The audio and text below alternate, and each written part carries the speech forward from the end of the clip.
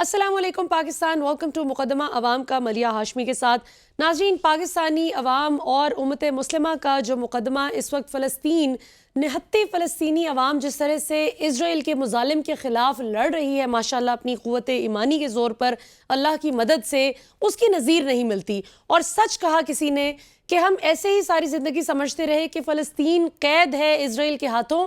ये तो दरअसल बाकी के वो तमाम इस्लामी ममालिक जो इस वक्त खुलकर अपनी आवाज़ फ़लस्तीन के हक़ में बुलंद नहीं कर पा रहे, दरअसल वो कैद हैं ज़हनी तौर पर और अपनी शायद माली मजबूरियों के हाथों वो मजबूर होकर उस तरह से अपने मुसलमान बहन भाइयों का साथ नहीं दे पा रहे जिस तरह से उन्हें देना चाहिए। फ़लस्तीन को कोई ना समझे कि वो कैद है या कमज़ोर है या किसी भी तरह से वो अपनी जो उनकी आसाबी ताकत है, जो अल्लाह ने उनको जिस तरह से जितना ताकतवर बनाया है, जैसे उन्होंने इस दफ़ा रिजेंट किया है, रिटेलिएट किया है इस हद तक कि अब वो इज़राइल और वो आलमी मीडिया के तमाम ताकतें जो हमेशा से इस पर नज़र ही नहीं करती थीं और बिल्कुल नज़रअंदाज कर देती थीं इसको कि इज़राइल जो मुज़ालिम ढा रहा था, जो इज़राइली जारहियत थी फ़लस्तीनियों के ख़िलाफ़, आज वो फ़लस्तीन का जो रिजेंटमेंट है उसको देखकर कहते हैं कि ये बड़ा जुल्म कर रहा है फ़लस्तीन, ये तो अटैक कर दिया है हमास ने। आज इनको पता चला है कि अटैक भी किसी चीज़ का नाम होता है। जब कल तक सिर्फ इज़राइल ही जुल्म किए जा रहा था और आगे से उस तरह की रिजेंटमेंट नहीं आ रही थी फ़लस्तीन की जानिब से, तो ये कोई इशू ही नहीं था। It was a non issue for them back then. So ये एक बहुत ही आज इस हवाले से इंपॉर्टेंट डेवलपमेंट सामने आई है जी कि OIC, जिसको अक्सर औक़ात मुसलमान ममालिक में बसने वाले वो तमाम पुरजोश और क़ुव्वत ईमानी से सरशार मुसलमान बहुत तनक़ीद का भी निशाना बनाते हैं जब वो कहीं भी दुनिया के किसी भी कोने में अपने मुसलमान बहन भाइयों पर जुल्म होते हुए देखते हैं, तो यही सवाल जहन में उभरता है कि आखिर OIC किस मर्ज़ की दवा है, वो क्यों नहीं अपना कलीदी किरदार अदा करती इस हवाले से। तो OIC ने जनाब जद्दा में 18 अक्टूबर 2023 यानी रवां महीने की 18 तारीख को एक हंगामी बुनियादों पर इजलास तलब कर लिया है। इस हवाले से फ़लस्तीन और इज़राइल की जो मौजूदा सूरत हाल है उस पर गौर व ख़ौज़ किया जाएगा और उसका कोई हल निकालने की बातचीत की जाएगी। आई होप कि इंशाल्लाह इसका कोई ये मंतकी अंजाम तक मामला पहुँचे और ये मजलूम के हक में मंतकी अंजाम तक पहुँचे कि आइंदा जालिम की जुर्रत ना हो, जालिम की जड़ कट जाए। इंशाल्लाह कोई ऐसा हल निकलना चाहिए। तो ये तो जनाब इंटरनेशनल लेवल पर जो ख़बरें हैं, जो आलमी सतह पर हो रहा है, कुछ उसकी बात है प्रोग्राम का। लेकिन हम जो आगाज़ है वो अपने लोकल न्यूज़ से करेंगे क्योंकि अब सोमवार को बहुत ही अहम दिन बताया जा रहा है।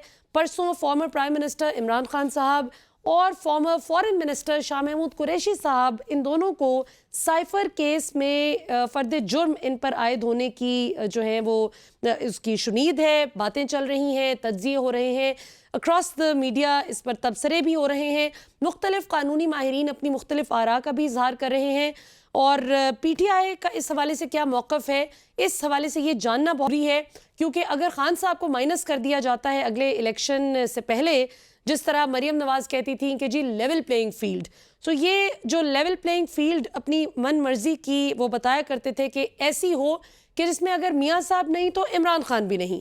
तो अगर ये हो जाता है तो फिर PTI का जितना मर्जी वोट बैंक है क्या बनेगा? क्या PTI क्लीन स्वीप कर सकेगी? क्या PTI 2/3 अक्सरियत ले सकेगी जो सारे वादे और दावे इनकी मुख्तलिफ जलसों में किए जा रहे थे? और सबसे अहम बात ये कि कल फ़लस्तीन के हक़ में जो एक प्रोटेस्ट रजिस्टर करना था, PTI ने जो ऐलान किया था, उसकी भी सिविल इंतज़ामिया ने और पुलिस ने इजाज़त नहीं दी। सो जहाँ फ़लस्तीन के हक़ में इज़राइल के ख़िलाफ़ एहतजाज करने की इजाज़त नहीं दे रही इंतज़ामिया, वो इलेक्शन में किस हद तक एक लेवल प्लेइंग फील्ड मिल पाएगी या नहीं, ये बहुत से सवालात हैं जो कि जन्म लेते हैं इस सारी डेवलपमेंट पर। हमें प्रोग्राम के पहले हिस्से में ख़वातीन और हज़रात ज्वाइन कर रहे हैं सेनेटर डॉक्टर हुमायूं मोहम्मद साहब। पाकिस्तान तहरीक इंसाफ से आपका ताल्लुक़ है, किसी तारुफ के मोहताज नहीं। डॉक्टर साहब, हमें ज्वाइन करने के लिए बहुत बहुत शुक्रिया। सबसे पहले तो ये बताइए कि इंतखाबात से पहले PTI को लेवल प्लेइंग फील्ड मिलने की उम्मीद है? जो मरियम नवाज़ अपने लिए मांगती थी, अब PTI अपने लिए मांग रही है।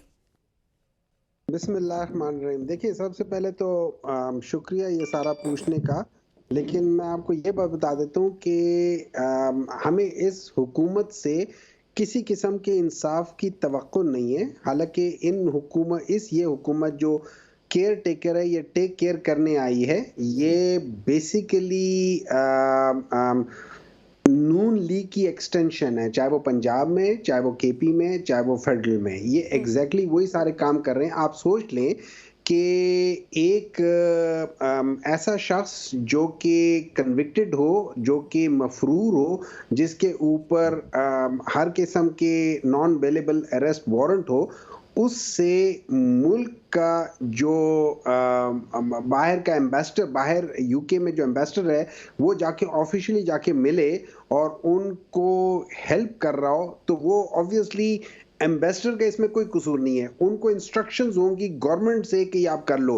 वो तो सिर्फ एक इल्ची है, वो तो सिर्फ जो गवर्नमेंट कहती है उनको वो कर लेता होता है, वो अपनी हैसियत से तो वहां गया नहीं होगा। तो सबसे पहले तो ये बहुत बड़ी मज़ाबत है। नंबर 2, क्या हम ये एक्सपेक्ट करते कि ये लोग इसलिए नहीं करेंगे कि ये लोग पाकिस्तान तहरीक इंसाफ से बहुत ज्यादा डरे हुए हैं, और डरने की वजह यह है कि इनके दिल में खौफ है कि पाकिस्तान तहरीक इंसाफ इर्रिस्पेक्टिव ऑफ के जो कप्तान है उनके ऊपर, ये उनको डिस्क्वालीफाई करते या नहीं करते, पाकिस्तान तहरीक इंसाफ बहैसियत जमात इनकी, इंक्लूडिंग शहबाज शरीफ, मरियम नवाज, और मैं तो उसमें अगर नवाज शरीफ भी डाल दूं, इनके होते हुए भी इनको हराने के क्या कह सकते हैं, उसमें उसके पास पूरा वो मैंडेट है कि वो उनको हरा सके, उन्हीं के जो मेन जो जगह वहां पे भी हरा सके। अच्छा। लेकिन आपने और बात की, आपने साइफर वाली जो बात की जो मंडे को हो रही है, देखिए सबसे पहले तो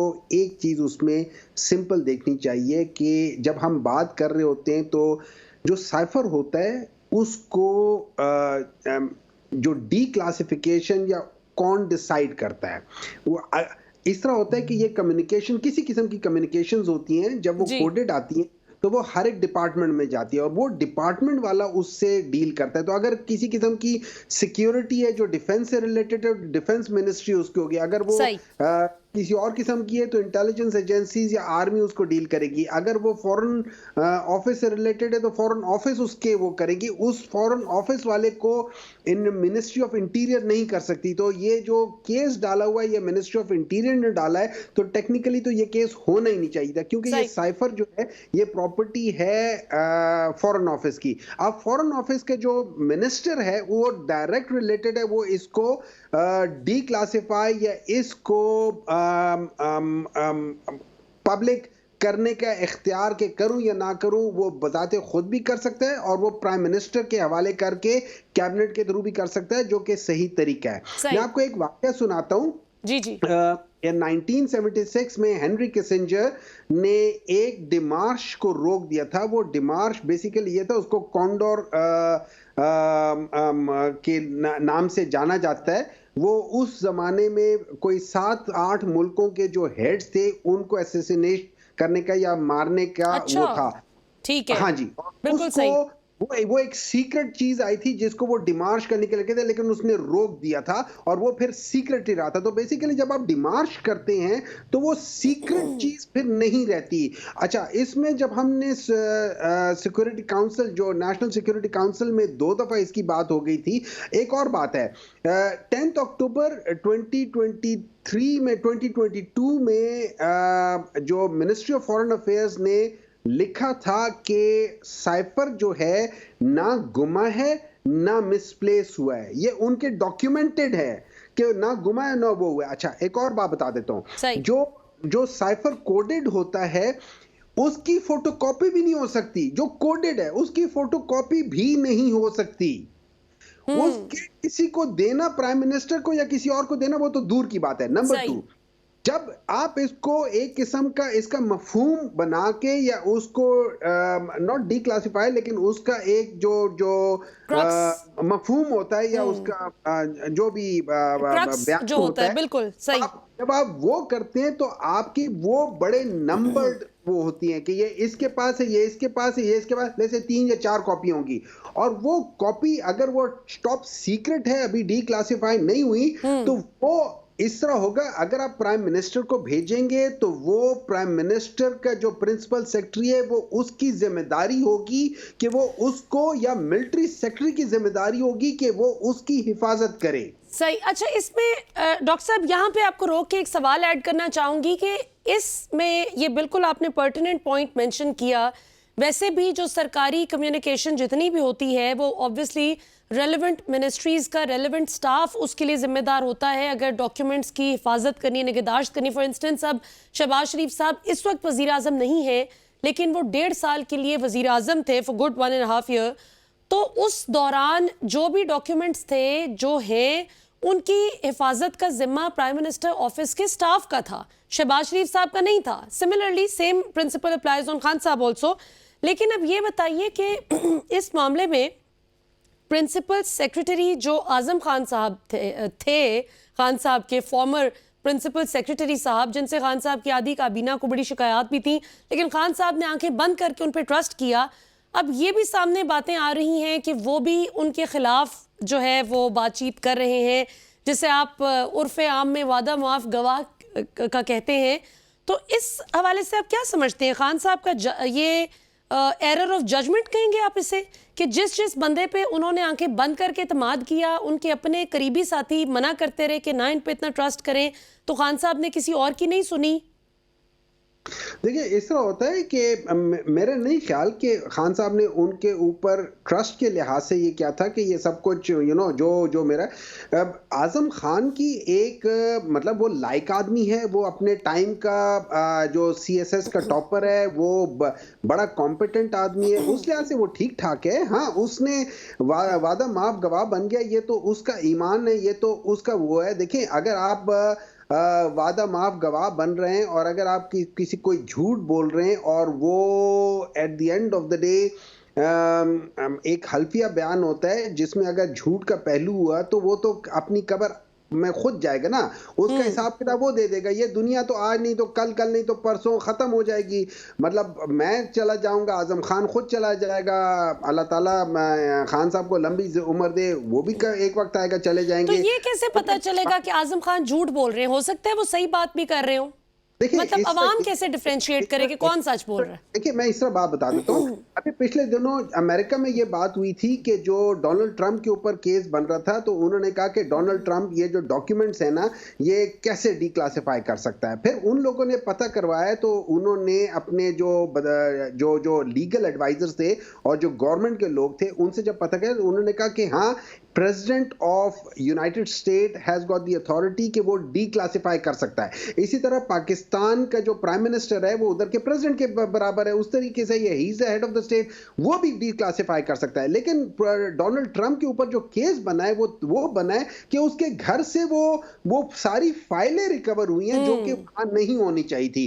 अगर ये लोग कप्तान के घर से कुछ इस किस्म की डॉक्यूमेंट्स इन्होंने निकाली हो जो वहां नहीं होनी चाहिए तो अपनी जगह है, लेकिन डिक्लासिफाई करना ना करना ये इख्तियार इमरान खान का था, कप्तान का था, ये किसी और का नहीं था, किसी एजेंसी का नहीं था, किसी और डीजी वगैरह का किसी का नहीं था। इवन ये जो चीफ ऑफ आर्मी स्टाफ है ये उसका भी नहीं था, क्योंकि ये मिनिस्ट्री के अंदर आता है और chief of army staff ministry of defence के अंडर आते हैं, तो ये इख्तियार ये बिल्कुल। अच्छा डॉक्टर साहब, लेकिन बात ये है ना कि चीफ ऑफ आर्मी स्टाफ हो या जॉइंट चीफ हो या बाकी जितने भी हमारे मेन स्टेक होल्डर्स हैं, की स्टेक होल्डर्स जो कि नेशनल सिक्योरिटी काउंसिल के इजलास में बैठे, तो वो तो जो 2 इजलास हुए उसमें बयानिया बड़ा वाज़ेह था। असद मजीद खान साहब ने सीधी सीधी बात की कि जी ये अल्फाज डोनाल्ड लू के थे, और वो जैसे डिमार्श की आप बात करें, डिमार्श भी इशू किया गया।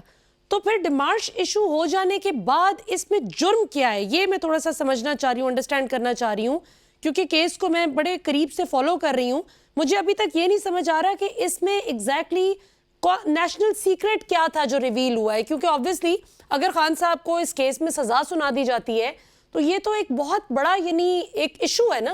पाकिस्तानी कौम को समझ भी तो आनी चाहिए कि आखिर इसमें जुर्म फिर क्या था अगर डिमार्श भी इशू किया गया। देखिए इसमें कोई जुर्म है ही नहीं, बिल्कुल नहीं है। That is exactly the point. और अगर देखें, अभी हम चंद दिन पहले, पिछले हफ्ते हमने देखा है कि चीफ जस्टिस ऑफ पाकिस्तान ने कहा है कि पार्लियामान सुप्रीम है, और जो जब हम बात करते हैं ट्राइकोटोमी ऑफ द स्टेट की 3 पावर्स हैं, जिसमें जुडिशरी हो जाती है, जिसमें पार्लियामान हो जाती है, और जिसमें एग्जेक्टिव हो जाती है, और एग्जेक्टिव इज दी कैबिनेट, और कैबिनेट ने ये डिसाइड किया, तो फिर तो जो कैबिनेट ने डिसाइड किया था वो चीज सबसे ज्यादा सुप्रीम हो जाती है। उसमें तो कोई मसला ही नहीं होना चाहिए, क्योंकि cabinet is selected by the parliament. तो कैबिनेट तो पार्लियामान से भी एक कदम ऊपर हो जाती है, क्योंकि वो सारे डिसीजन ले रही होती है। पार्लियामान ने उनको इख्तियार दिया होता है कि ये आप हमारे बिहाफ पे सारी चीजें करें। तो उस लिहाज से तो कोई चीज नहीं होनी चाहिए। नंबर 2, देखिए इसके अंदर जो मसला था, अच्छा एक और चीज ये लोग कहते हैं कि जो कप्तान है, जो उस वक्त के प्राइम मिनिस्टर थे, उन्होंने अपने हल्फ के खिलाफ हो गए। अच्छा, उस हलफ में अगर आप जाके देखें तो उसका आखिरी लाइन होता है कि मैं इन सब चीजों की तहफ़्फ़ुज़ करूंगा, जो इंफॉर्मेशन है करूंगा, मां सिवाय उनके कि जो एज अ प्राइम मिनिस्टर मैं समझता हुआ कि वो चीज करनी चाहिए। अच्छा, इसमें अब चूंकि ये साइफर तो पब्लिक हो गई है, इसमें क्या चीज है? इसमें अटैक है किसी सीक्रेट चीज के ना। इसमें पाकिस्तान की खुद मुख्तारी के ऊपर अटैक है। इसमें पाकिस्तान के अंदरूनी मामलात के ऊपर डायरेक्ट वो क्या कह सकते हैं, एक मदाखलत की सूरत में, या एक जिसको बिल्कुल इन्फ्लुएंस करने की सूरत में ब्लेटेंट इंटरफेरेंस कहा गया। अच्छा, ये मेरा इख्तियार है कि मैं ये बात पब्लिक तक लेकर जाऊं कि देखो, तुम लोगों के होते हुए एक मुल्क हमारे इन चीजों में इंटरफेयर कर रहा है, ये उसका पूरा इख्तियार है। तो इसमें अगर कोई ये कहता है मुझे नहीं समझ आती, देखिए सबसे पहले तो टेक्निकली ये है कि जहां तक मैं समझता हूं ये केस तो इधर से आगे जाना ही नहीं चाहिए कि इसको मिनिस्ट्री ऑफ फॉरेन ऑफिस खाली चैलेंज कर सकती है। इसको कोई और मिनिस्ट्री इसके अंदर वो दावेदार बन ही नहीं सकती। वो they can't be a part of it. ये मिनिस्ट्री ऑफ फॉरेन अफेयर की अंडर ये सारी चीजें हैं। तो मिनिस्ट्री ऑफ इंटीरियर ने कैसे इसके ऊपर ये केस बिल्कुल ठीक। अच्छा डॉक्टर साहब, बिल्कुल से, अच्छा चूंकि वक्त की किल्लत है तो क्विकली 1-2 सवालात आपके सामने रखना चाहूंगी। ये तो सारी बात समझ में आ गई, और ऑब्वियसली इस पे मुख्तलिफ किस्म की आरा पाई जा रही हैं, बहस मुबाहिसा, लेकिन एक लेमैन की नज़र से अगर आप देखें, अब आम अवाम जो है उसके जहन में एक सवाल गर्दिश करता है कि खान साहब ठीक है, उन्होंने कभी डायरेक्टली आर्मी चीफ का नाम लेके, जनरल बाजवा की दफ़ा ठीक है चीज़ें और थी, एक और टेम्परेचर था, लेकिन मौजूदा army chief general Asim Munir साहब का नाम लेके या DGI का नाम लेके उस तरह से नहीं किया जो कुछ हम पिछले दौरे हुकूमत जब खान साहब का था उसमें मरियम नवाज साहिबा को देखते रहे, मियाँ साहब की जो तकरीरें वो सब कुछ हमारे सामने है। लेकिन ये बताइए कि PTI तो बड़ी डार्लिंग थी फौज की भी, इस्टेब्लिशमेंट की भी, और बड़ी दोस्ती थी, और सेम पेज के बल्कि ताने देते थे pro PMLN journalist Imran Khan साहब और उनकी गवर्नमेंट को। तो आपको क्या लगता है कि इस्टेब्लिशमेंट के साथ मामलात बिगड़ने में किसने क्या किरदार अदा किया कि अगर इस्टेब्लिशमेंट के साथ आपकी, चले इंटरनेशनल इस्टेब्लिशमेंट से लड़ाई होना एब्सोल्युटली नॉट, उनको कह देना वो तो एक और बात है, लेकिन अपनी इस्टेब्लिशमेंट के साथ भी जो खिटपिट हो गई, आपको नहीं लगता कि इससे चीज़ें ज़्यादा ख़राब हो गई? क्या PTI कर सकती थी, इमरान खान की जो टीम है उसमें क्या ऐसा हो सकता था उनकी तरफ से कि जिससे इस्टेब्लिशमेंट से लड़ाइयाँ उस तरह से ना होती? क्योंकि जिन लोगों ने खान साहब को वो जो मशवरे जिस तरह के दिया करते थे, वो तो उनमें से ज़्यादातर आज नहीं है खान साहब के साथ, वो जा चुके हैं। देखिए इस तरह है, देखिए as a democrat, as a person जो डेमोक्रेसी के ऊपर बिलीव करता है, जो डेमोक्रेसी की हायरार्की पे बिलीव करता है, मेरे लिहाज से इस्टेब्लिशमेंट तो गवर्नमेंट के अंडर आती है। मेरे लिहाज से इस्टेब्लिशमेंट, गवर्नमेंट जो कहती है उसने वो बजा लाना होता है। अगर हम इस्टेब्लिशमेंट को ऊपर रख के और इस्टेब्लिशमेंट जो कहे हम वो बात मानते हैं, तो इसका मतलब है पाकिस्तान में फिर डेमोक्रेसी तो है ही नहीं। फिर तो हम democracy as a sham democracy की बात कर रहे हैं। हमें उस चीज से निकलना चाहिए कि एस्टैब्लिशमेंट ये कह रही है, एस्टैब्लिशमेंट वो कह रही है। हमने ये देखना चाहिए कि गवर्नमेंट क्या कह रही है, क्योंकि government is the elected people and the elected. तो डॉक्टर साहब, अभी जो गवर्नमेंट है, अभी ये अनइलेक्टेड गवर्नमेंट है, और जिस किस्म की गवर्नमेंट ये बनी हुई है, ऐसी तो इलेक्टेड गवर्नमेंट भी नहीं इतने धड़ल्ले से, मतलब जो कुछ करते हैं आप वफाक में देख लें, सूबों में देख लें, तो गवर्नमेंट का अपना कोई हाल नहीं है। देखिए ये गवर्नमेंट तो, देखिए मैंने आपको पहले भी कहा था, ये गवर्नमेंट एक पाकिस्तान मुस्लिम लीग नून का प्राइम मिनिस्टर था और पाकिस्तान मुस्लिम लीग नून का ऑपोजिशन लीडर था। तो दोनों पाकिस्तान मुस्लिम लीग नून ने मिल के एक गवर्नमेंट बनाई, ये और इसी तरह पंजाब में भी है, इसी तरह सारे। तो ये तो उन्हीं की अपनी गवर्नमेंट है। It is the extension of Pakistan Muslim league Noon in provinces and वो, और ये चीजें बेसिकली अगर ये ना होते, ये उनकी एक्सटेंशन ना होती, तो एक कभी ऐसी बात हो सकती थी कि एक कन्विक्ट बंदे को एक एम्बेसडर जाके मिले, उसके घर जाए, उससे मिले, उसके साथ बातचीत करे, उसके लिए रास्ते हमवार करे, ये कभी नहीं हो सकता था। तो as far as we are concern plan है। रही बात ये कि देखिए, जो आपने पहले कहा था कि खान साहब ने किसी का नाम लेकर नहीं किया था, मैं आपको एक बात बताता हूँ। साइफर की जो होती है ना कैटेगरीज 3 होती हैं। एक होती है जिसको हम कहते हैं कि यार ये जो है ना एक किस्म का सीक्रेट है या फिर टॉप सीक्रेट है, और या फिर उसको आपने जरा देखना होता है, वो ज्यादा नुकसान नहीं पहुंचाता, डिक्लासिफाई नहीं हो सकता, नहीं मतलब ज्यादा नुकसान नहीं पहुंचाता। 3 मुख्तलिफ किस्म के वो कैटेगरीज होती है जो टॉप सीक्रेट होता है। अच्छा, तो असल प्रॉब्लम वाले थे जिनके ऊपर केसेस बनने चाहिए थे, जो कि जिसने पाकिस्तान को नुकसान पहुंचाया, वो एक जमाने में बहुत उसका चर्चा हुआ था कि एक लिस्ट जो थी वो इंडिया को पकड़ा दी गई थी। 1990s की बात है कि एक लिस्ट पकड़ा दी गई थी, ठीक है ना? बिल्कुल सही। वो लिस्ट जो थी ना, दैट वाज टॉप सीक्रेट। फिर उसके बाद एक और बात हुई थी कि एक प्राइम मिनिस्टर ने ओपनली ये कह दिया था कि जो अटैक्स हुए थे मुंबई अटैक्स के हुए थे, ये चीजें ऐसी हैं कि जो कि हायर लेवल ऑफ सिक्योरिटी में जाती हैं। उसके अलावा इस साइफर से ज्यादा इंपॉर्टेंट चीज थी डॉन लीक्स, जो कि गलत हुई थी। इस साइफर से ज्यादा स्ट्रॉन्ग चीज थी जो और इस किस्म की बातें हुई हैं जो कि हम लोगों ने वो किया, हमने उसको कभी सीरियसली नहीं लिया, हमने इन चीजों को नहीं किया। ये तो एक्चुअली ये तो एक ऐसी चीज थी कि अगर मैं प्राइम मिनिस्टर होता, मैं भी यही करता कि इसको डीक्लासिफाई करके मैं अवाम की अदालत में लेकर जाता और अवाम से पूछता कि यार ये मुल्क हमें कैसे कह सकता है कि हम ये करें। लेकिन प्रॉब्लम जो आप कह रही थी ना, वो प्रॉब्लम ये है कि इन जो इंटरनेशनल हुकूमत है उनको एक आजाद पाकिस्तान, बिल्कुल सही, उनको वो पाकिस्तान मंजूर था कि जो कहता था जो हुक्म सर आंखों पे, अगर आप उनको कह दे एब्सोल्युटली नॉट, या उनको कह दे कि यार हमारी मर्जी, हम रशिया जाएं या ना जाएं, हम यूक्रेन के वॉर में हम बायस बने या ना बने, हम अपना कोई बयान नहीं देते, हम जनरली कहते हैं कि वॉर अच्छी नहीं है, लेकिन हम किसी एक चीज को किसी के कहने पे कंडेम नहीं कर सकते। तो ये चीजें उनको पसंद नहीं थी। और ये चीजें अभी नहीं, ये चीजें आप देखें, बहुत सारे लोगों ने, इंटरनेशनल मीडिया ने, इंटरनेशनल इवन जो रशिया का मिनिस्टर था, उसने भी ये बता दिया कि असल वजह यही थी कि अमेरिकन को prime minister of Pakistan suit नहीं करता था, क्योंकि उसने अवाम इसमें यूएन में उन्हें खड़े होके पैलेस्टाइन के भी बारे में बात की थी। उसी शख्स को आज पैलेस्टीनियंस खुद समझते हैं कि वो पूरे इस्लाम का लीडर है। आपने जो अपनी इंट्रो बताई थी, उस लिहाज से ओआईसी तो अब सिर्फ ओआईसी कहने के हद तक रह गई है।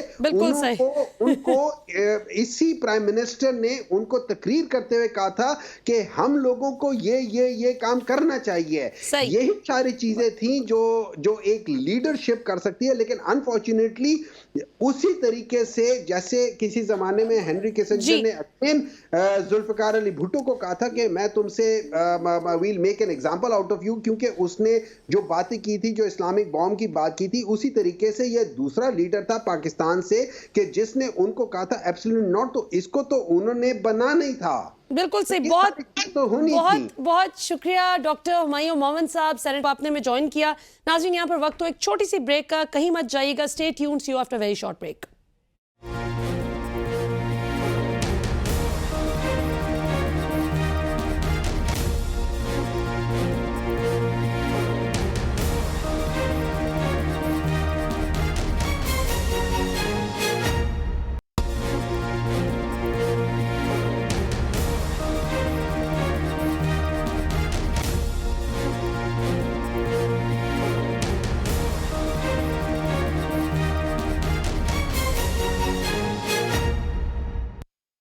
वेलकम बैक नाजरीन। इमरान खान साहब और शाह महमूद कुरैशी साहब का क्या फ्यूचर है? साइफर केस उनके लिए कितना संगीन नताइज लेकर आ सकता है? परसों सोमवार के रोज़ एक बहुत अहम फैसला मुतवक्की है। खान साहब पर फ़र्दे जुर्म आयद होने की शुनीद है और इलेक्शन की भी आमद है। कम अज़ कम जितना इलेक्शन कमीशन ने एक वेग सी बात की थी जनवरी के लास्ट वीक की, जो कि शायद वो ख़ुद भी करके भूल भाल गए। लेकिन अगर ये अस्यूम कर लिया जाए कि जनवरी के आखिरी हफ्ते में या फरवरी में इलेक्शन हो सकता है, तो फिर इमरान खान साहब की इलेक्शन में जो पार्टिसिपेशन है वो तो ज़ाहिर है इस फैसले के बाद डाउटफुल हो जाएगी। अगर वो पार्टिसिपेट नहीं कर पाते तो उनकी मुखालिफ जमातों को सियासी तौर पर कितना फ़ायदा हो सकता है और उनकी जमात को कितना डेंट पड़ सकता है, ये कुछ बहुत अहम सियासी नुक्ते हैं जिन पे हम अभी इस सेगमेंट में बात करेंगे। और कानूनी तौर पे ज़रा बात करेंगे इस चीज़ पर कि एक तो नैब तरमीम के ख़िलाफ़ जो फ़ैसला आया वो भी चैलेंज हो चुका है। सो क्या होने जा रहा है? एक बहुत अजीब किस्म की खिचड़ी पक चुकी है। हमें इस सेगमेंट में इस खिचड़ी को ज़रा टोन डाउन करने के लिए और थोड़ा सा डिसाइफर करने के लिए कि आखिर ये मामला है क्या, ज्वाइन कर रहे हैं इस्लामाबाद हाई कोर्ट के साबिक़ सदर और पाकिस्तान के मुमताज़ माहिर कानून जनाब शुएब शाहीन साहब। शुएब शाहीन साहब, हमें ज्वाइन करने के लिए बहुत बहुत शुक्रिया। सबसे पहले तो ये बताएं कि सोमवार को क्या होने जा रहा है? देखिए, सोमवार को 3-4 चीज़ें केसेस इमरान खान साहब के लगे हुए हैं। एक तो साइफर में बेल का मैटर लगा हुआ है और दूसरा साइफर के केस को क्वैशमेंट के जरिए हमने ख़त्म करने की पटिशन फाइल कर रखी है, वो भी लगा हुआ है। और सोमवार मंगल वाले दिन फर्द जुर्म रखने के लिए भी जो साइफर के जज हैं अबुल हसन जुल्करनैन साहब, जो पहले से ही बड़े मशकूक और मुतनाज़ा अपने आप को करार दिए जा चुके हैं, क्योंकि अनडेटेड उन्होंने बैक डेटेड एक लेटर बना के दे दिया था रोबकार जिस वक्त तोशाखाना केस में इमरान खान साहब की जमानत हुई। सही। और सेटल लॉ ये है कि ये जुडिशल मिसकंडक्ट होता है उस जज के ऊपर कि जब वो कभी किसी मुल्जिम को उसको प्रोड्यूस किए बगैर या उसकी अदम मौजूदगी में वो फिजिकल रिमांड दे दे या जुडिशल रिमांड दे दे, और उन्हें जुडिशल रिमांड पे रखने का हुक्म दे दिया था। लेकिन ये अलग बात है। और फिर उसने मुख्तलिफ हीलो बहानों से 6 तारीखों पे छुट्टियां कर लीं और हीलो बहानों से जमानत के केस को एप्लीकेशन को डिले किया और उसके बाद खारिज कर दी। खैर, ये तो एक चैप्टर है, लेकिन मैं होपफुल हूँ कि इसमें उनकी खान साहब की और शाह महमूद कुरैशी साहब की जमानत हो जाएगी और जमानत होने के बाद मेरा नहीं ख्याल कि इस केस में कुछ संजीदगी बाकी है। देखें, इस साइफर वाले केस की जो अगर आप लीगल सेंस में जाएं तो बड़े मुख्तसर से अल्फाज में मैं आपको बताऊंगा। पहली बात तो ये है कि ये साइफर आया और वो कोडेड फॉर्म में मौजूद होता है और वो आज भी मिनिस्ट्री ऑफ फॉरेन अफेयर्स में मौजूद है।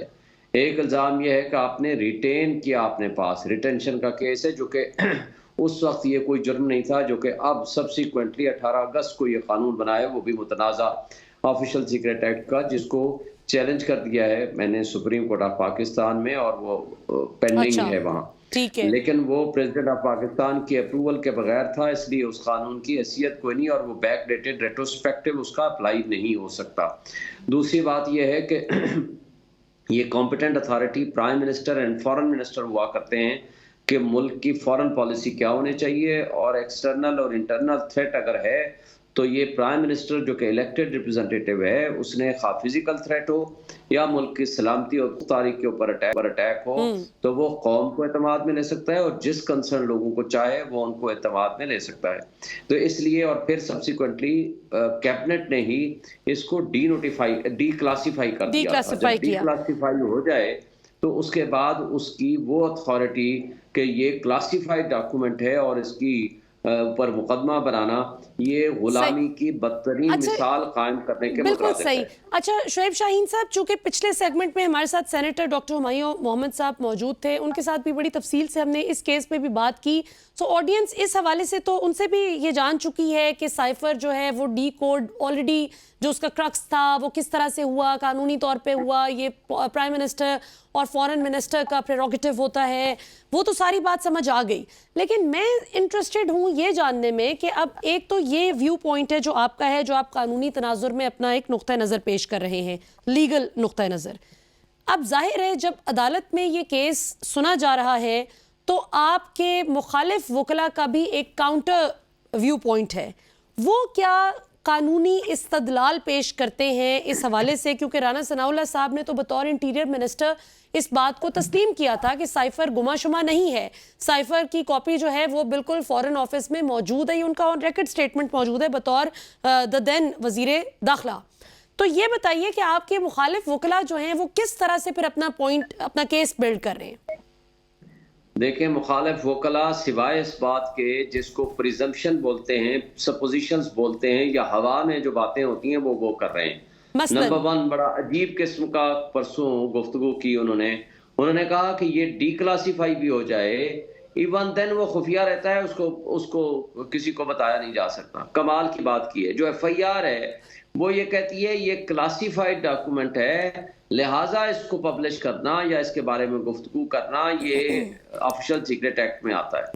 एक तो ये उनकी बात में कानूनी तौर पर, आईनी तौर पर कोई वजन नहीं है। दूसरी बात, prime minister is the competent authority under the constitution, और आर्टिकल 248 उसको प्रोटेक्शन देता है कि कोई भी उमूर मुमलिकत हो, प्राइम मिनिस्टर अपने अमूर की अंजाम दही में किसी अदालत के सामने भी जिम्मेदार नहीं होगा।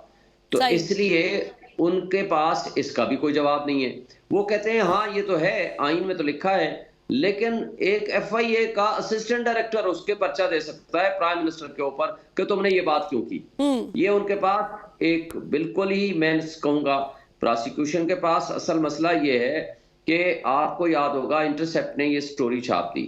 इंटरसेप्ट की स्टोरी के बाद अमेरिकी तर्जमान ने भी उसको एडमिट कर लिया, हाँ जी ये साइफर तो है, ये बात भी सही है, लेकिन ये दो डिप्लोमेट्स के दरमियान होने वाली गुफ्तगू है, हमारी रियासत है अमेरिका उस पर मुलव्वस नहीं थी, चले इसको साइड पर रखते हैं। लेकिन बात यह है कि उस कंटेंट्स के आने के बाद इनके ऊपर प्रेशर बढ़ गया, इससे पहले कि लोग इनसे सवाल करें कि आपने ये साजिशी किरदारों के खिलाफ क्या एक्शन लिया, फौरन इन्होंने वो FIR काट के शाह महमूद कुरैशी को और इमरान खान साहब को जेल में डाल दिया, ताकि लोगों की तवज्जो इस तरफ से हट जाए। बाद में बेशक अदालतें जो चाहें कर लें, लेकिन बदकिस्मती ये है कि हमारी FIA बिल्कुल हमारे इदारे बांदी बन के उस वक्त की हुकूमत के सामने खड़े थे, और ना सिर्फ बांदी बन के खड़े हैं बल्कि इन्होंने हर उस काम करने में अपनी आफियत समझते हैं जब उनको कोई भी गलत काम कह दिया जाए। वो ये बताइए, बिल्कुल सही। अच्छा शोएब शाहीन साहब, ये बताइए कि खान साहब का एक जेल से पैगाम भी आया, बड़ा मोटिवेटिंग किस्म का था, उन्होंने कौम को और अपने वर्कर्स को बड़ा चार्ज अप किया। लेकिन जब दूसरी तरफ अब जो मुखालिफ पार्टी है उसमें मियाँ साहब भी बड़ा मोटिवेट कर रहे हैं अपनी आवाम को, अपनी जो आवाम में उनकी सपोर्टर बेस मौजूद है, मरियम नवाज जो हैं वो भी जलसे कर रही हैं, छोटी छोटी गैदरिंग्स कर रही हैं, और उसमें वो लोगों को, अपने वोटर्स को ज़रा मोटिवेट कर रही हैं कि मियाँ नवाज शरीफ आएंगे तो मुल्क की तकदीर बदल देंगे। और नून लीग का ये इस्तदलाल है कि आज PTI रो रही है कि जी हमारे साथ ज्यादती होगी, तो जब हमारे साथ हुई थी, मियाँ साहब का जो पैनमा केस आया था, तो मियाँ साहब को जब डिस्क्वालीफाई किया गया था तो उस वक्त हम भी इसी तकलीफ से गुजर रहे थे।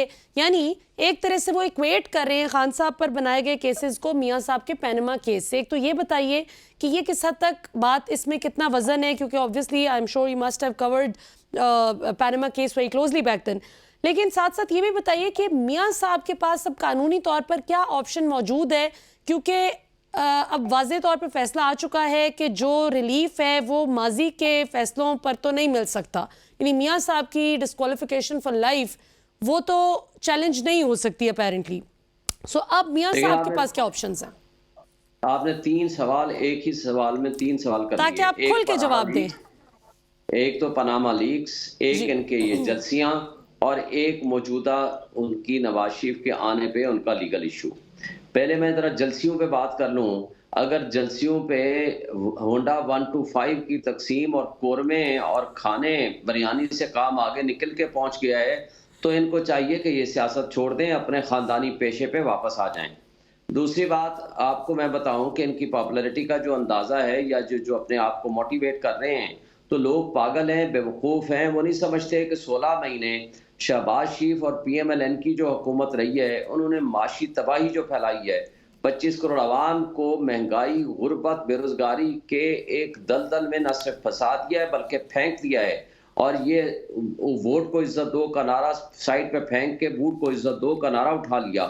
तो क्या लोग पागल हैं? ये नहीं समझते कि वो कौन सी गिदड़ सिंगी थी जो आपने इसहाक डार को नहीं बताई, शहबाज शरीफ को नहीं बताई, अब नवाज शरीफ लेके आ रहा है। ये सिर्फ झूठ, धोखा और फरेब है और लोग इस बात को समझ गए हैं। यही वजह है कि आज बच्चों को उठा करके बंद किया जा रहा है। जो नफरत करते हैं नवाज शरीफ से, उनके पोस्टर क्या फाड़ दिए कि बच्चों को उठा के बंद कर दिया, सादा को बंद कर दिया, आम आदमी को बंद करने में लगे हुए हैं। और आईजी और केयर टेकर सेटअप जो पंजाब का है वो बदतरीन किस्म की फसाइयत में लगा हुआ है।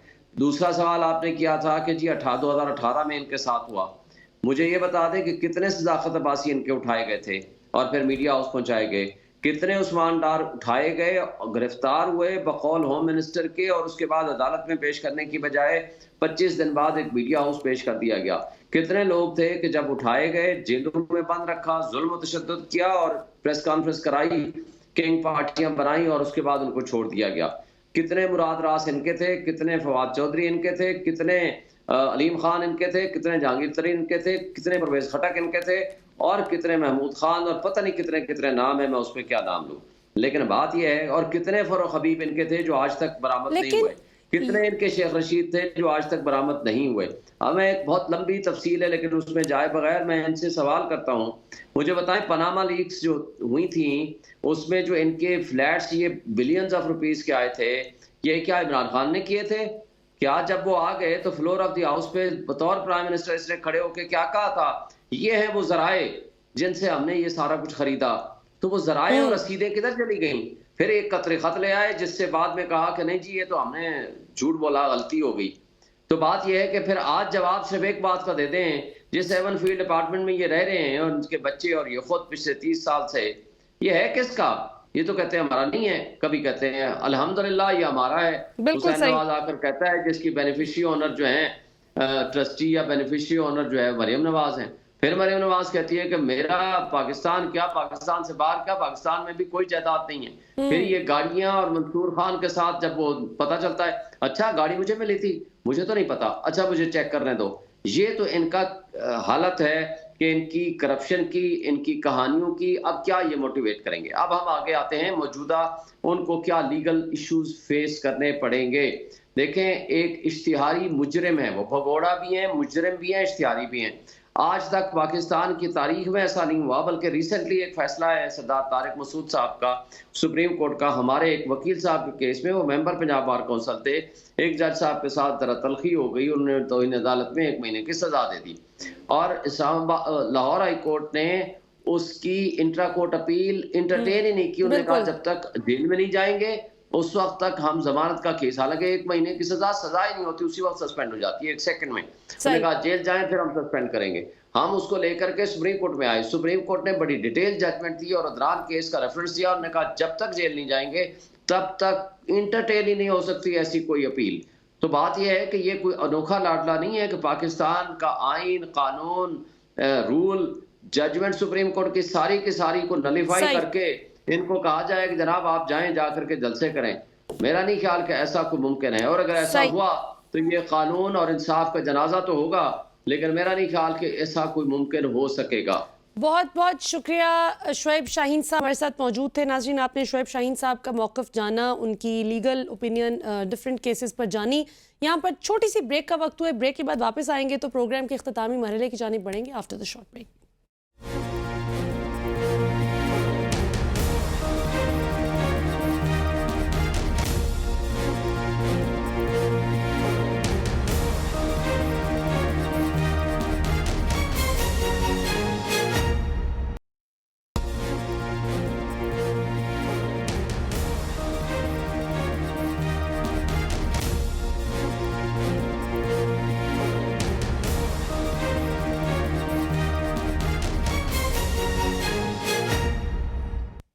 वेलकम बैक नाजरीन। प्रोग्राम के आखिरी हिस्से में हमें ज्वाइन कर रहे हैं पाकिस्तान के मारूफ दिफाई तज्जिया निगार जनाब ब्रिगेडियर रिटायर्ड अहमद सईद साहब। किसी तारुफ के मोहताज नहीं। ब्रिगेडियर साहब, हमें ज्वाइन करने के लिए बहुत बहुत शुक्रिया। आपने ये सारी डेवलपमेंट ऑब्वियसली कवर की। ये इजराइल की जो जारहियत है उसका फॉर वंस पैलेस्टाइन इस वक्त मुंह तोड़ जब जवाब देता हुआ नजर आ रहा है तो वो उसको उल्टा जारहियत का नाम दे रहे हैं और फ़लस्तीन पर वो इल्ज़ाम आयद कर रहे हैं जो कि जिस हर इल्ज़ाम का हकदार इजराइल खुद है। तो ये बताइए कि अब ओआईसी ने 18 अक्टूबर को इजलास तलब कर लिया है हंगामी बुनियादों पर इस मामले को देखने के लिए। आपको इस इजलास से कोई अच्छा आउटकम मुस्लिम दुनिया के लिए और फ़लस्तीन के लिए कुछ निकलता हुआ नजर आता है, या ये होम्योपैथिक इजलास होगा? जी, बिस्मिल्लाहिर्रहमानिर्रहीम। आपने बिल्कुल सही अपने बयानी में कहा कि उल्टा चोर कोतवाल को डांटे वाली बात है, ये माइट इज राइट वाली बात है कि आप फलस्तीनियों के ऊपर जिनके किस जमीनों पे अपना कब्जा कर रखा है और 9 आबादकारों को लाके बिठाया है, और वही अपने घरों को जब वापस लेने के लिए जद्दोजहद कर रहे हैं, तो उसको आप टेररिज्म का नाम दे रहे हैं, या उन्हीं को आप जो है दहशतगर्द और इस तरह के इल्काबात से नवाज रहे हैं। बदकिस्मती से अभी तक जो दुनिया के जो ओवरऑल रिस्पॉन्स है वो बड़ा माइल्ड किस्म का, और दुनिया 2 वाज़ेह हिस्सों में तकसीम होते हुए नजर आती है। इसमें अमेरिकन और उसके लाइक माइंडेड स्टेट्स हैं, और दूसरा चाइनीज और रशियन की जो साइड है। जहां तक आपका सवाल है ओआईसी के लिहाज से क्या वो होम्योपैथिक किस्म का रिस्पॉन्स जनरेट करेगा, तो आपने ठीक है, हमारा खदशा बिल्कुल ऐसे ही है कि शायद होम्योपैथिक काइंड ऑफ चीज ही होगी, ना कि एक स्ट्रॉन्ग वॉइस एक मुस्लिम उम्मा की होगी। क्योंकि आप यूएई को देखें तो जिस तरह की उसने पोजीशन इसराइल के हक में ली है वो बड़ी डिस्टर्बिंग किस्म की थी। उसमें तुर्की ने और जॉर्डन ने कुछ माइल्ड किस्म का दरमियानी रास्ता इख्तियार किया, और सऊदी अरब ने भी कुछ दरमियानी रास्ता इख्तियार किया, लेकिन जिस तरह का रिस्पॉन्स 1 अरब से ज्यादा मुसलमानों की जो एक नुमाइंदा जमात ओआईसी के लेवल से ये अरबों को लेना चाहिए था, उसका फुकदान पाया गया। तो ये किस्म का 18 अक्टूबर को देखेंगे कि आगे से चल के कैसे चलता है ये। लेकिन बदकिस्मती से अभी तक फलस्तीनियों को जो कि वो अकेले लड़ रहे हैं, और जैसे कि अभी सोशल मीडिया पे चल भी रहा है कि ये समझा जाता था कि शायद फलस्तीनी जो है वो महकूम है इसराइलियों के, बल्कि अब तो ये महसूस होना शुरू हो गया कि बाकी अरब ममालिक उनके महकूम है और फलस्तीन आज़ाद है जो अपनी चीजें लेके आगे चल रहा है। जी बिल्कुल सही। अच्छा, अब चूंकि वक्त की किल्लत है तो क्विकली 2-3 सवालात आपके सामने रखना चाहूंगी। ब्रिगेडियर साहब, जाहिर है फौज और पाकिस्तानी अवाम की मोहब्बत शुरू से बड़ी मिसाली रही है।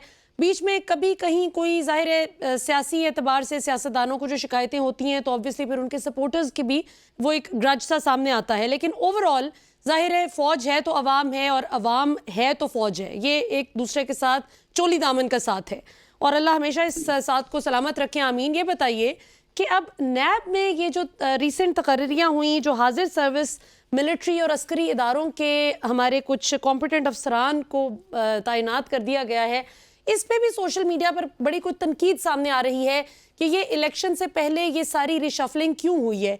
आप इसको किस तरह से देखते हैं, इस डेवलपमेंट को? देखिए, नैब के अंदर सर्विंग ऑफिसर्स का जाना है, इसमें कोई मायूब बात नहीं है। इससे पहले जनरल मुशर्रफ साहब के दौर के अंदर भी मुख्तलिफ कमेटियां बनाई गई थी और मुख्तलिफ महकमों में जाके उनको सीधा करने की कोशिश की गई थी। नैब जो है जहां पे कि उसने एक बड़ा ही जबरदस्त किस्म का काम उसको करना चाहिए था कि जितने ऐसे लोग जो पाकिस्तान की जड़ों को खोखला कर रहे थे इकोनॉमिकली, उनके ऊपर हाथ डाला जाए, तो वहां पे पॉलिटिकल स्ट्रिंग्स अटैच हो जाती थी या कुछ इस तरह की चीजें कि जिसमें वो आप खुल के नहीं खेल सकते थे और खुल के आप उनको प्रोसिक्यूट भी नहीं कर सकते। तो अब जब सर्विंग ऑफिसर्स वहां पे जाएंगे और एक मैंडेट और एक मिशन के साथ जाएंगे, तो वो उस तरह के किसी पॉलिटिकल स्ट्रिंग्स के साथ अटैच नहीं होंगे। और ये अब तो सोशल मीडिया का दौर है, अब बिल्कुल अवाम को तो इससे खुश होना चाहिए कि अब जो भी हाथ डाला जाएगा वो मजबूत हाथ डाला जाएगा, और सोशल मीडिया की नजरों से आप कोई चीज अब बच नहीं सकती।